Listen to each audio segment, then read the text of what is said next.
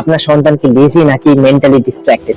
অনেক অভিভাবক একই অভিযোগ করে, আমার ছেলে পড়াশোনা করে না, আমার মেয়ে সারাক্ষণ মোবাইল নিয়ে বসে থাকে। কথা শুনে না, আগ্রহ নেই।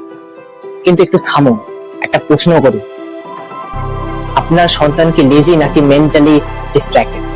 আজকের বাচ্চারা মোবাইল, গেম, রিলস এসবের ভিড়ে বড় হচ্ছে, কিন্তু তাদেরকে কেউ শেখাচ্ছে না কিভাবে ফোকাস করতে হয়, কিভাবে শান্ত রাখতে হয়, কিভাবে নিজের ইমোশন হ্যান্ডেল করতে হয়। ফলাফল চঞ্চলতা, রাগ, পড়াশোনায় মনোযোগ, এক জায়গায় বসতে না পারে।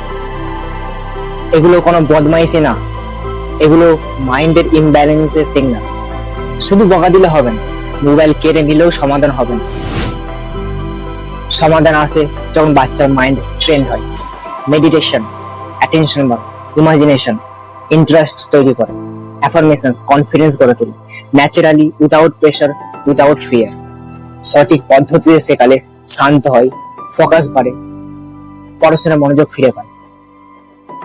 আপনার সন্তান খারাপ না, সে শুধু রাইট গাইডেন্স পায়নি। এখনই সময় আপনার সন্তানের ভবিষ্যতের জন্য সঠিক সিদ্ধান্ত নেওয়া। মেসেজ করুন বাচ্চাদের বিশেষ মাইন্ড ট্রেনিং প্রোগ্রাম জানতে। I will guide your child gently. Thank you.